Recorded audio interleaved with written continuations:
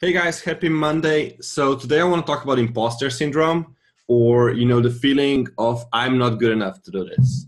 So that I think is something that a lot of online entrepreneurs do struggle with, either once in a while or also very frequently.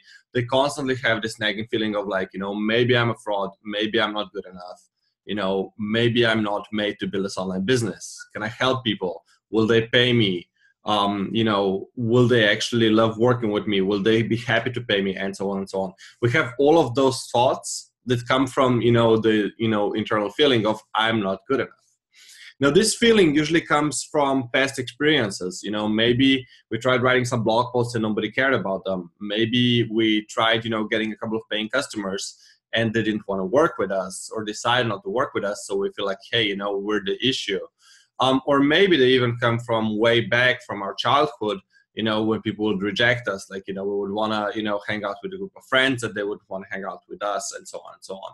So there's plenty of different places where the imposter syndrome can come from. And that's not really what we're going to go into today because it's not a psychology lesson.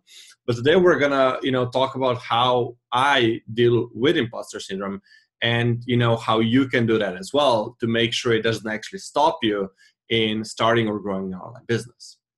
So when it comes to imposter syndrome, like let's say you're working on something, you're supposed to put that proposal together and you just have that constant nagging feeling like I'm not good enough, I'm not good enough, I'm not good enough.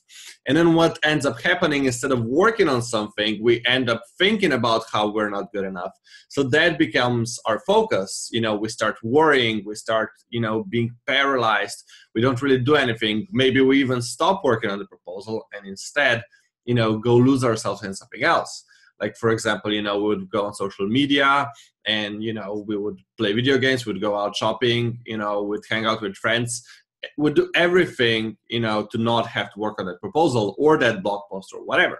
And that's something that we talked about, in one of the last videos on procrastination, on why that happens and, kind of like how to deal with it. Now, in terms of imposter syndrome specifically, there's one thing that worked incredibly well for me. So whenever I catch myself saying to myself, hey, I'm not good enough, I stop thinking about that because it's like, well, that's very passive. That's very paralyzing. I can't do anything about like not being good enough right now.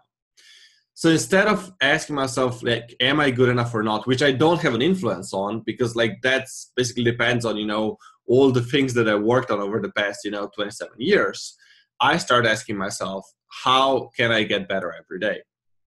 So no more am I good enough or not, because that's paralyzing, but asking something that actually makes me take action, which is, how can I get better every day? How can I get better today at the skills that, I want to offer to my clients? How can I get better at selling online programs? How can I get better at what I do rather than am I good enough? And as soon as you start focusing on that, it's great because you are actually going to start working on, improving your skills. And you're going to stop thinking about like, are you good enough or not? Because at the end of the day, the real measure for, success or for how successful you'll be in the future is not whether you're good enough right now.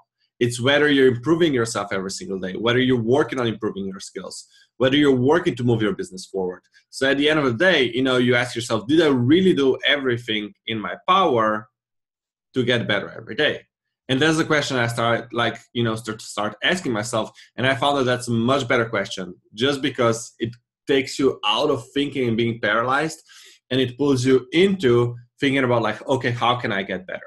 And then, you might be getting better for a day, a week, a month, a year. But over time, as you get better and better, you are going to start feeling more confident. You are going to start feeling like you're, good enough because the results will come. The results will come for you. The results will come for your clients.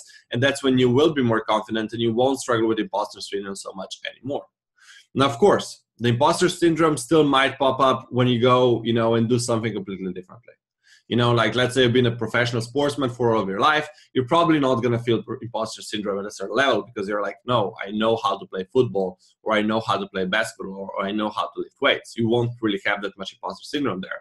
But let's say you go into business, you'll have like all of these things like, I don't know how to do this. I don't know how to do that. Am I, good enough at that? Am I just a one-hit wonder? Is sports the only thing I'm good at? And so on and so on. You'll hear all of those things, from interviews of sportsmen who, you know, start thinking about transitioning their career into business or something like that. So no matter how successful you are, chances are you'll always struggle with imposter syndrome when you go into something that you're not good at yet.